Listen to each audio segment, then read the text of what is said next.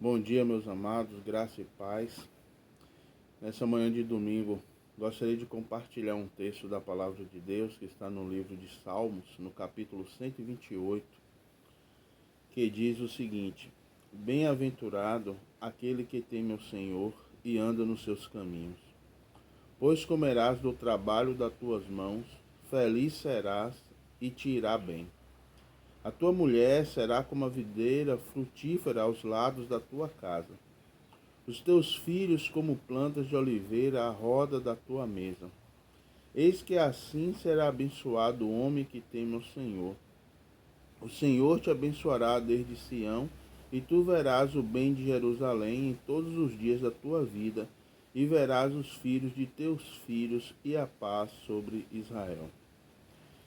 Eu gostaria de aproveitar essa oportunidade, irmãos, para poder compartilhar com cada um de vocês mais uma vez sobre esse tema tão importante nas nossas vidas, na vida da sociedade, na vida da igreja, que é a família. Eu não me canso de frisar e de repetir, de reafirmar a minha convicção de que a família é o bem maior que Deus tem para o homem naquilo que tange a vida terrena. Família é a maior de todas as bênçãos que Deus preparou para o ser humano. Muitas pessoas têm, infelizmente, experiências muito negativas no casamento. O casamento tem sido desfeito, inclusive dentro do meio evangélico. E muitas pessoas têm desacreditado nessa instituição. Mas o problema está no casamento? Não, porque Deus que é perfeito, Ele que criou o casamento e criou o casamento para ser uma bênção.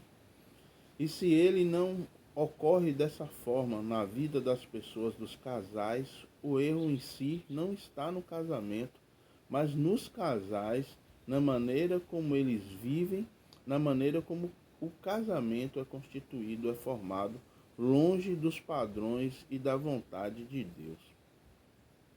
Não é a instituição que está falida, não é a instituição que é ruim, mas é a forma como as pessoas têm constituído e têm trabalhado os seus casamentos.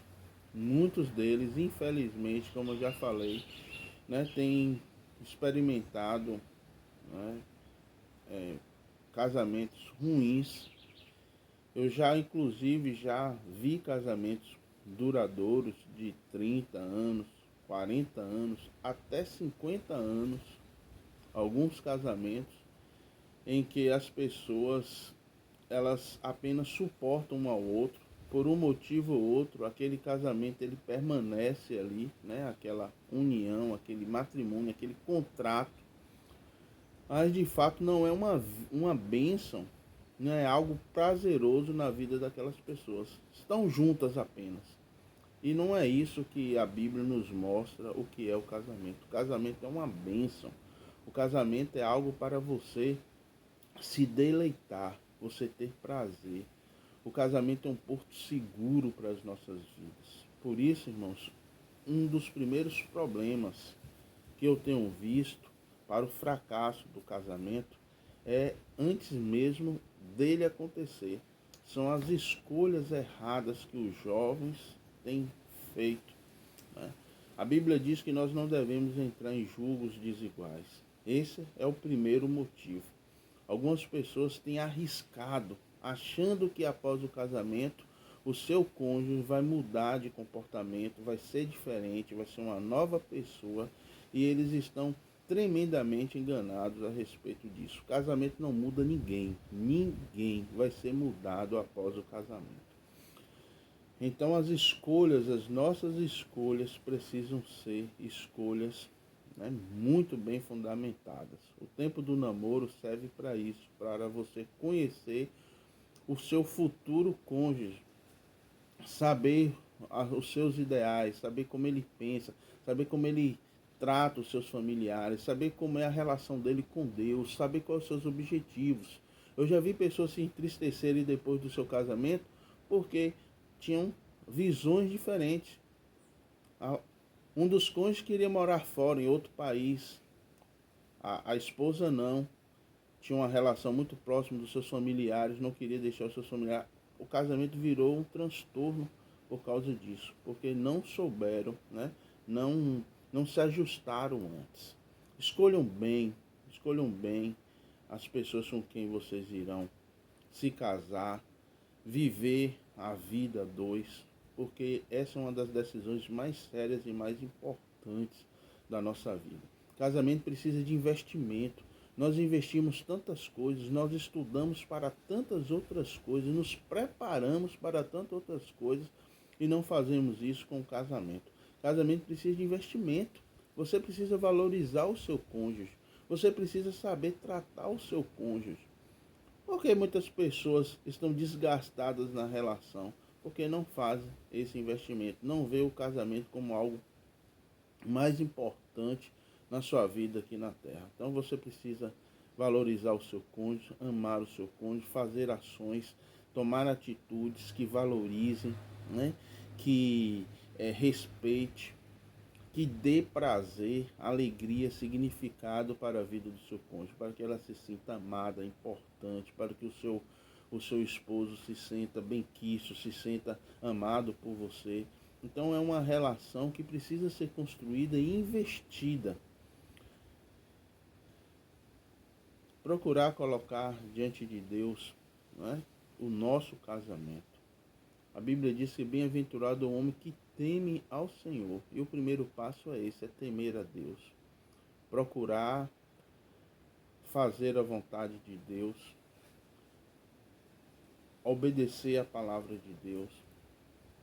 Peça a Deus para que você possa amar o seu companheiro, a sua companheira. Peça a Deus que você possa mudar algumas atitudes que possa trazer alguma tristeza, possa magoar, possa atrapalhar a relação de vocês. A coragem e as atitudes para a gente deixar de lado comportamentos nossos que machucam, que ferem, é algo muito importante. Faça esse esforço. No nosso meio, no meio evangélico, muitos casamentos têm sido destruídos por falta de sabedoria, têm sido destruídos, têm sido desfeitos por causa do nosso orgulho, por não voltar atrás, por não deixar determinadas coisas. Nós temos sido muito duros e isso tem desgastado demais os relacionamentos. Não se contentem apenas em estarem juntos. Não se contentem apenas em estarem juntos. O casamento precisa ser uma bênção na vida da sua esposa. O casamento precisa ser uma bênção na vida do seu marido. Vocês precisam desfrutar dessa grande bênção que Deus tem constituído para nós. Peça sabedoria a Deus. Ore diante do Senhor, né? Seja um casal que realmente aproveite dessa bênção. E a melhor coisa para a vida dos nossos filhos é quando o marido ama a sua esposa, é quando a esposa é submissa ao seu marido, é quando há harmonia no lar, é quando as pessoas podem ver que realmente há um amor sincero entre eles. O tempo é curto, não dá para aprofundar mais como eu gostaria, mas está essa mensagem para o nosso dia de hoje. Que Deus nos abençoe as nossas famílias, as nossas casas. Um grande abraço.